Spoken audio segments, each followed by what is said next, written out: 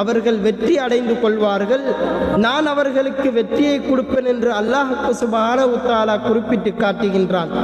யாரெல்லாம் அவர்களை விமர்சித்துக் கொண்டு நாயகம் ஸல்லல்லாஹு அலைஹி வஸல்லம் அன்னவர்களுடைய பரிசுத்த சய்யிது சாதாத்துமார்களை கஷ்டப்படுத்திக் கொண்டிருக்கின்றார்களோ அல்லாஹ் சுப்ஹானஹு வ தஆலா அவர்களை அழித்து விடுவான்.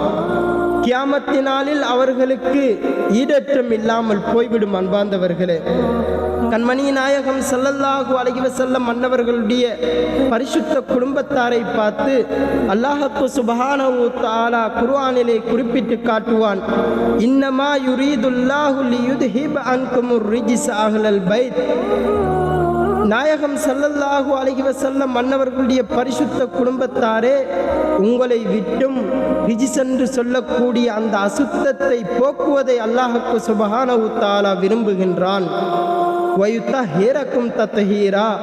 இன்னும் நாயகம் ஸல்லல்லாஹு அலைஹி வஸல்லம் அன்னவர்களுடைய பரிசுத்த குடும்பத்தாரை பரிசுத்தமாக்குவதையும் அல்லாஹ் சுப்ஹானஹு வ தஆலா விரும்புகின்றான். அன்பார்ந்தவர்களே, கண்மணியான ஸல்லல்லாஹு அலைஹி வஸல்லம் அன்னவர்களுடைய குடும்பத்தை பார்த்து எதற்காக வேண்டி அல்லாஹ் சுப்ஹானஹு வ தஆலா குர்ஆனில் இவ்வாறு குறிப்பிட்டு காட்ட வேண்டும்?